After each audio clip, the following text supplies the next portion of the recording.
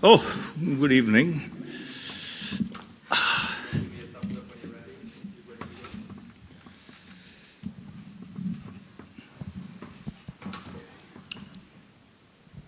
Right, so thank you very much everyone for joining us here again for this post-match press conference following India versus Namibia. We're joined by India head coach Ravi Shastri, who will be taking questions, first from in the room here in Dubai and also via Zoom. If you do have a question on Zoom, please can you put your hand up. If you are selected, you'll then need to unmute yourself, ask your question, and then mute yourself immediately afterwards. So can we start with questions in the room, please? Hands? Hi, Coach. First of all, congratulations on a great tenure. So my first question is, what is the best thing to have happened in this Virat Kohli Ravi Shastri era? It could be result, development, or anything you wish to answer. I mean, just the quality of cricket this team has played over the last 5 years across all formats. The performances are there for everyone to see. When you perform in that fashion, where you go across the globe, across all formats and beat teams, then you know you're part of one great cricket team. And I'm not saying a great cricket team, India, I'm saying one of the great cricket teams in the history of the game. Because if you look at those kind of performances, they don't happen often. You've got to have a bunch of players who are fit, hungry, fearless, have the quality, have the belief, and then to stay fit so that you can play those 5 years together and go across the globe and perform everywhere. I mean, if you look at, if you want the real highlights, nothing beats Australia. England, we are up in the series. It'll be the longest time we'll be up in the series, till next year. I might be commentating on that game, for all you know. But I'll keep that 1 year, it feels good. But white ball everywhere. You beat West Indies in the West Indies, you've beaten Sri Lanka and Sri Lanka, good team. So all round, it's been fabulous. Yes, we are disappointed with the result in the first 2 games here. And let's be honest, I'm not here to make any sort of excuses. We lacked the daring in the second game against New Zealand. I know the toss was important. And as you've seen in the last 3 games, how important it is. And I do feel it will continue to be important, though not as much now as the weather has cooled down a bit. But still, so it's something for the boys to learn, and they'll get an opportunity again next year, because not often you have World Cups in 12 months. So hopefully, they'll go and kick some butt there. Ravi, dressing room तेरे लिए तो एक घर जैसा है. तू पहले भी ये घर का हिस्सा रहा है एज अ प्लेयर. अब कोच बन के आपने 5 साल ये काम किया है. तो पहला टेन्योर ये टेन्योर में फ़र्क क्या था? कितना चैलेंजिंग था? आपने सोचा था उससे ज़्यादा कितना चैलेंजिंग था ये कोच का हिस्सा? और ये अब फिर से छोड़ने के लिए आपके दिल में क्या है?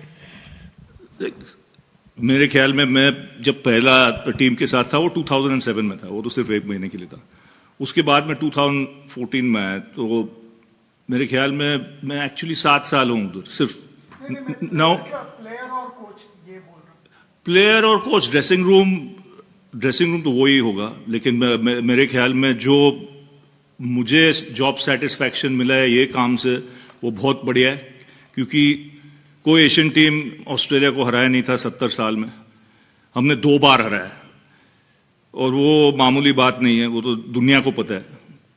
कोई भी कंट्री से पूछो उनको पता है. और फिर इंग्लैंड में परफॉर्मेंस, फिर वाइट बॉल का इंप्रूवमेंट, स्टैंडर्ड ऑफ फील्डिंग का इंप्रूवमेंट, जो वर्ल्ड क्लास प्लेयर्स बने रास्ते पे. अगर देखा जाएगा ये टीम में काफ़ी वर्ल्ड क्लास प्लेयर्स थे. अगर आप 2014 में जब मैं डायरेक्टर बना टीम का, वो सब सेम चीज़ है भाई. डायरेक्टर, कोच, ये वो तुम लोग अलग अलग नाम देता है, मेरे लिए तो वही है. तो काफ़ी चीज़ हो चुके हैं. लेकिन अगर आप मुझसे पूछा कि क्या आप चाहते थे वो टाइम पे, तो ये टीम से मैं ये बोलूँगा कि ये टीम ने ओवर अचीव किया. जो मेरा सोच था उससे ज़्यादा चले गए. वो एक ही चीज़ मिसिंग है, वो है आईसीसी टूर्नामेंट. उनको चांस मिलेगा. अभी राहुल द्रविड़ आया coach. I wish him all the luck. He's a great player. He's got the stature. done the yards as a coach to further take this team, over the next few years and raise the bar. So I wish him all the luck for that.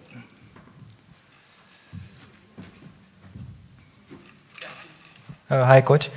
We've often heard this team say that they have each other's backs and also seen them stand up for each other in criticism. Is it something that you saw organically develop in this outfit, or was it something you and Virat actively worked towards achieving? We actively worked towards this thing. We wanted trust in that dressing room. That's the only way you can get each other's back. We needed communication. We needed no finger pointing, at each other. We needed the word "I" to be thrown into the dustbin and the word "we" coming in, and created a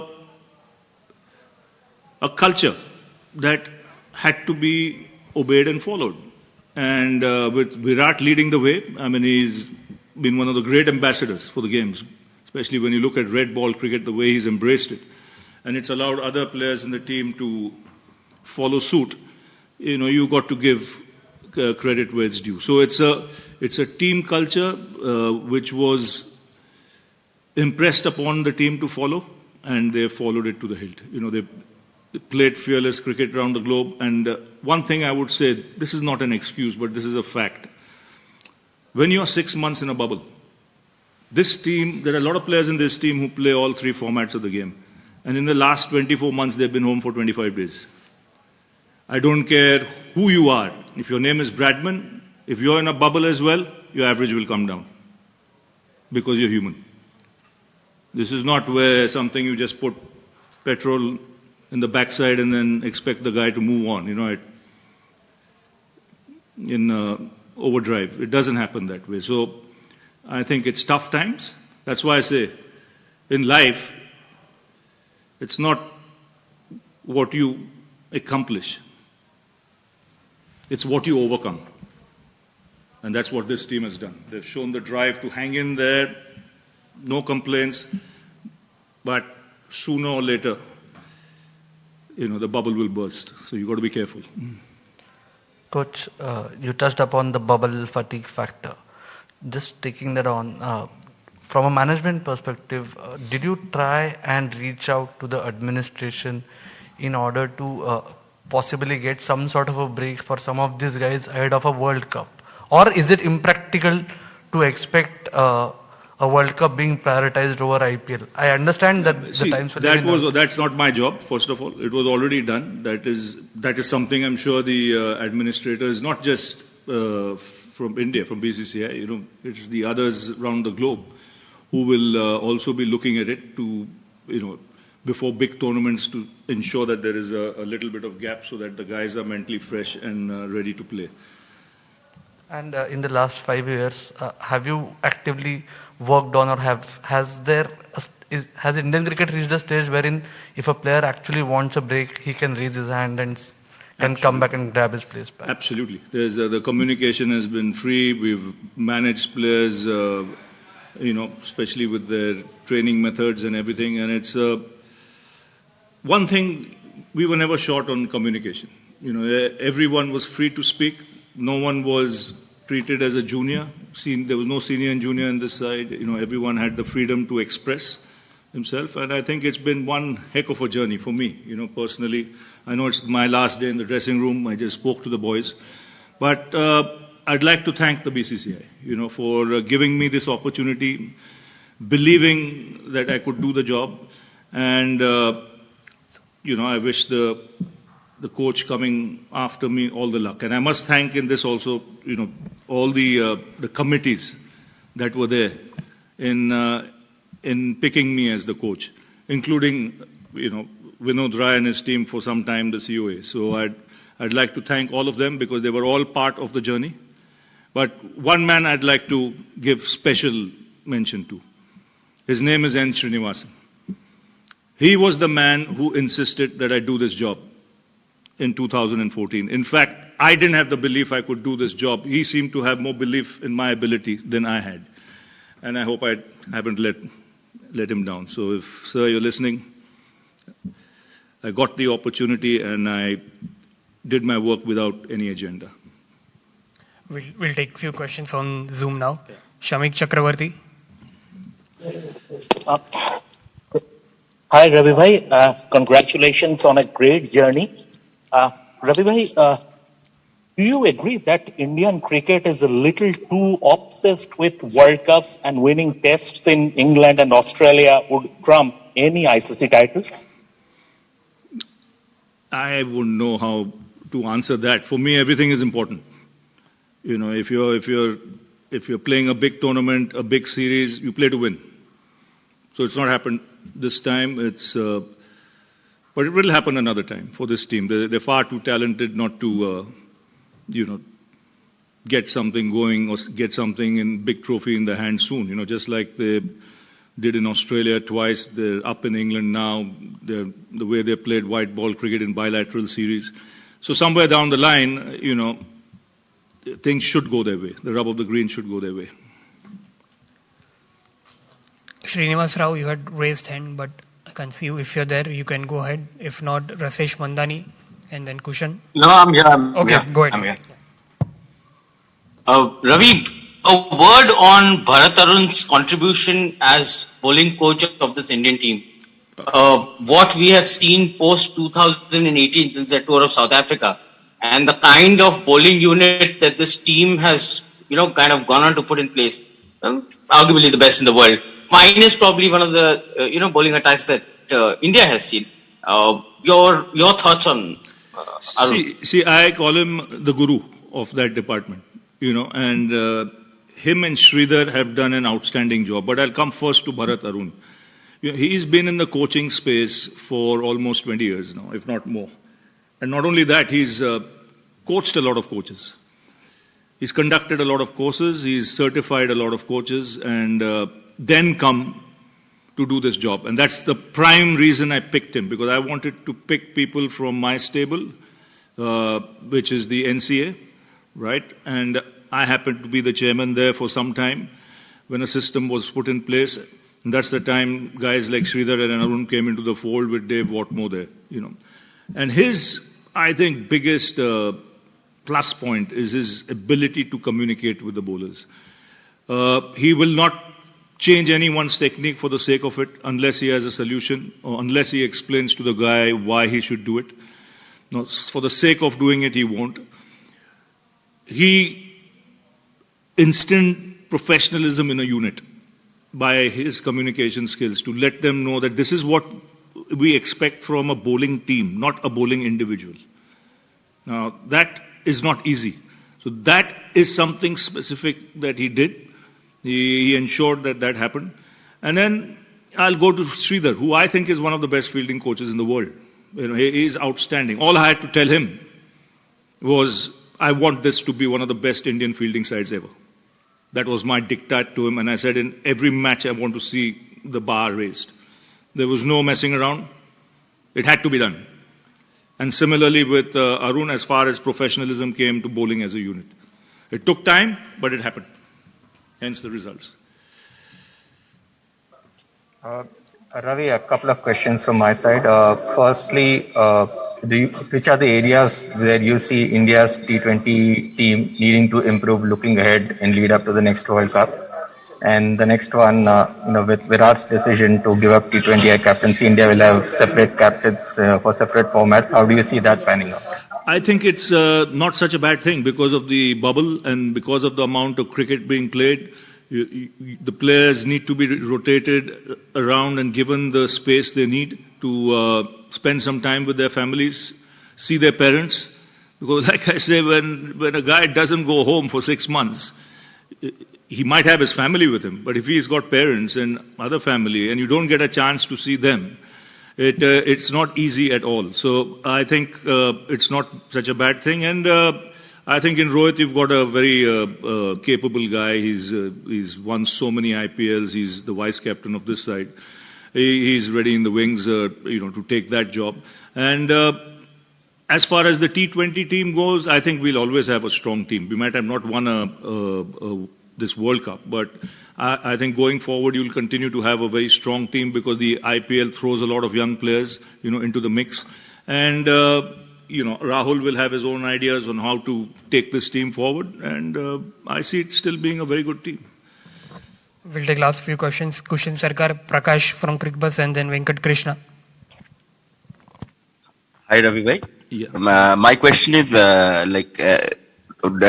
looking at Hardik Pandya, how it panned out, his fitness and everything during this World Cup. Do you see a space for a few more all-rounders probably so that there is not much over-dependence on probably one guy like Hardik Pandya? No, I think it always helps when you have, one or two players in the top order who can bowl. We've always had that in the past. Unfortunately, we don't have too many now, so that might be the way to go. To ensure that in the top 6 you have a couple of guys who can roll their arm over, even if it's 4 overs between them, that will help.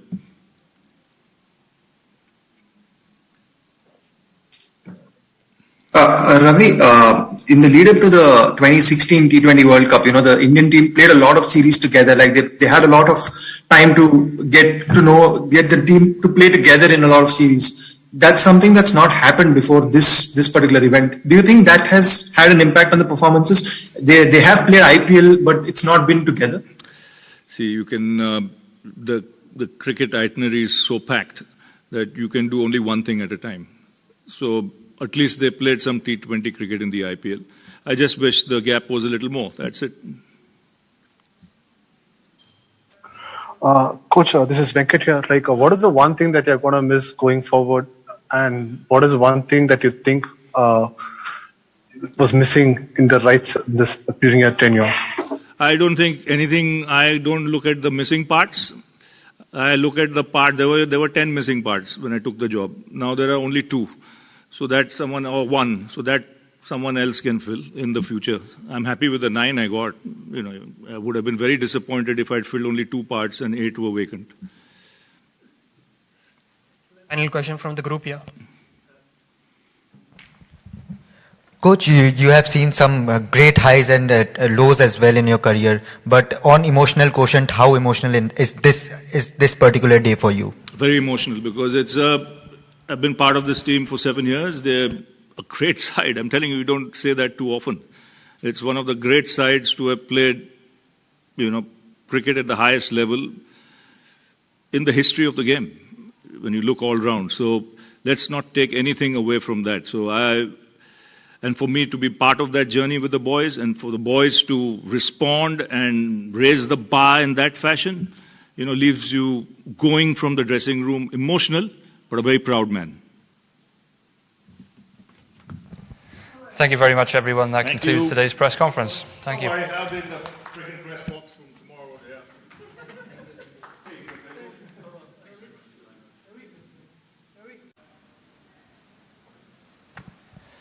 Okay, thank you very much, everyone, for joining us here for this post-match press conference following India versus Namibia.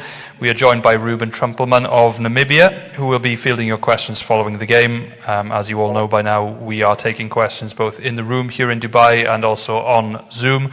If you have questions on Zoom, please can you put your hand up on the platform, and if you're selected, you'll need to unmute yourself, ask your question, and then mute yourself immediately afterwards. So we will start by questions in the room, please.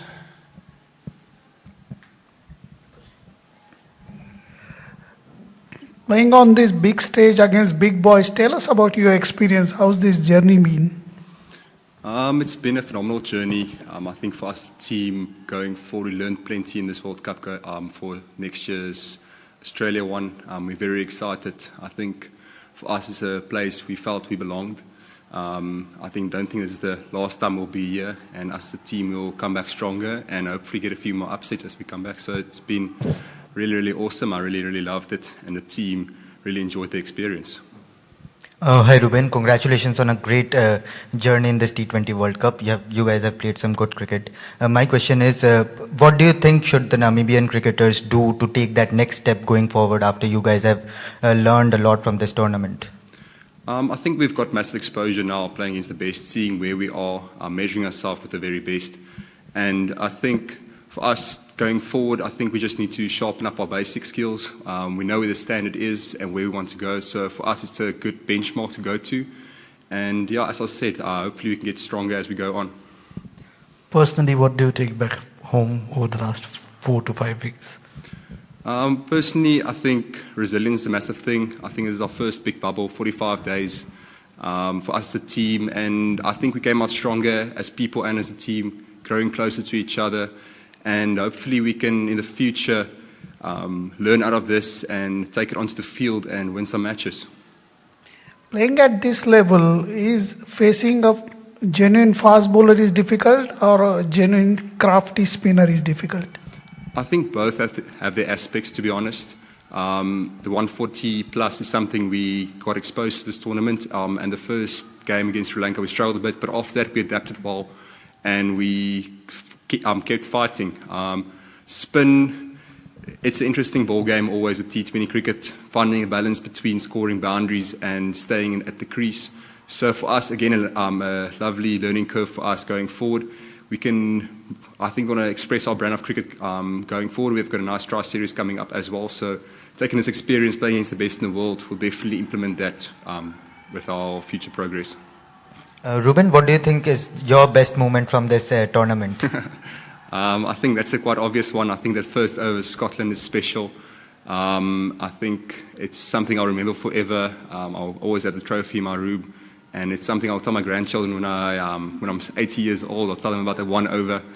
And yeah, it's awesome.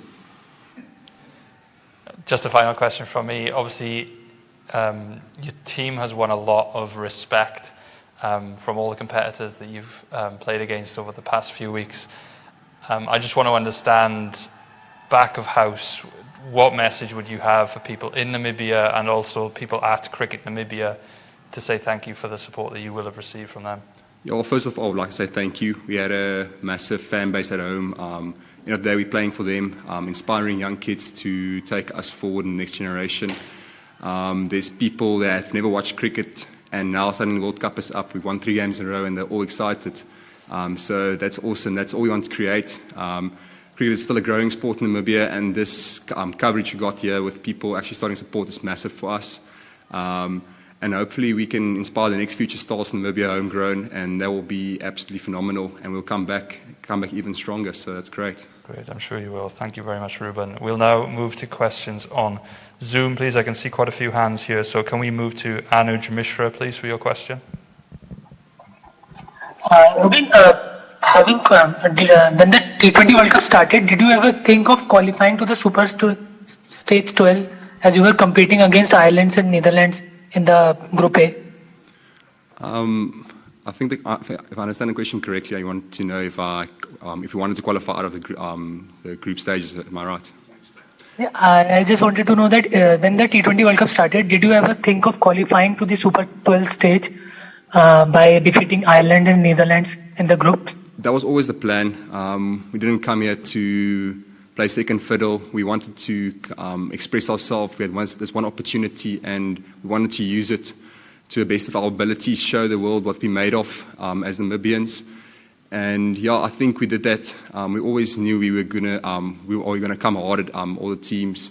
And luckily for us, it came off. Hard work paid off. We did the work through the lockdown, COVID, did the extra backyard training. And at the end of the day, that came through for us. I think just gave us the mental strength to push through at the harder times. Brilliant. We'll now move to Nikhil Bapat, please. Your question. Yeah. Hi. You must have learned a lot as a cricketer today watching the likes of KL Rahul and Rohit Sharma bat, or when the Indian team was playing, when Ashwin was bowling. Can you just elaborate your learnings? What did you learn as a cricketer when you played India today? Despite the loss. Yeah, well, Kel and Rohit, fantastic players. I think they just showed their class going forward. And for us, the bowling unit, we need to get smarter, execute our skills better. And for me personally, it showed me I'm able to compete the top. And for me to go further, I need to better my skills, definitely my execution of my deliveries. And with that, the possibilities are endless. Great. And we'll take the last 2 questions, please, from Shubham Madan, please, first. Yeah, hi. So first of all, congratulations that Namibia has also qualified for the next World Cup at the stages. So I would just want to ask one question, that how does the pressure will be decreasing from the Namibian side that they don't have to qualify this year? So how will the cricket will be going on in Namibia camp now? Please repeat that. I didn't properly hear that. Sorry. Yeah, actually, my question is to you is that Namibia is now qualified for the World Cup. So, how the mindset of players will be there for the next World Cup that they don't have to qualify now at the qualifying stage? I think qualify directly for the World Cup. We miss a qualifier, which is massive for us. That's cutthroat always, and it's difficult conditions and always high stress. For us, it just allows us to have more prep for the World Cup, be better prepared to be able to make the upsets we want to achieve.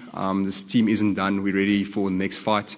And so that does take a bit of pressure off us, but also puts pressure on us to do it again. So we've obviously performed. We can't just sit back on our laurels. We need to keep improving and we need to keep competing. Sheikh Akum, please, your question. How important was David Wiese and his experience for Namibian cricket in this World Cup? David's a fantastic player. He's got plenty of experience around the world, and it showed in our difficult matches, especially against Netherlands when he came through at that 66. That's experience you can't buy for a team that hasn't got plenty of international experience. He just gave us a few ideas, kept us cool. And for us, a youngish bowling unit, he added some valuable insight, especially on that side.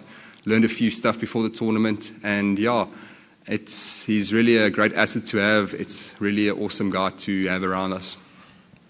Great. And I can see one more question here, so we'll go to Rohit Juglan, please, for the last question.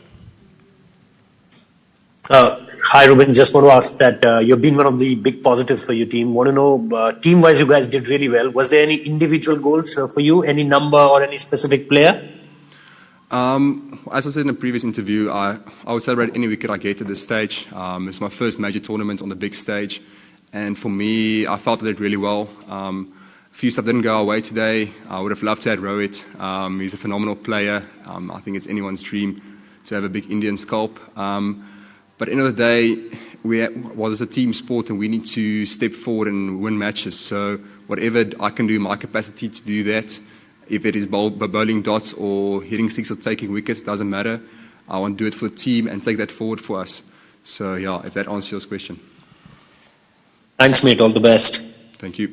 Excellent. I think that concludes the press conference. Thanks very much for your time, Ruben, and congratulations on your journey.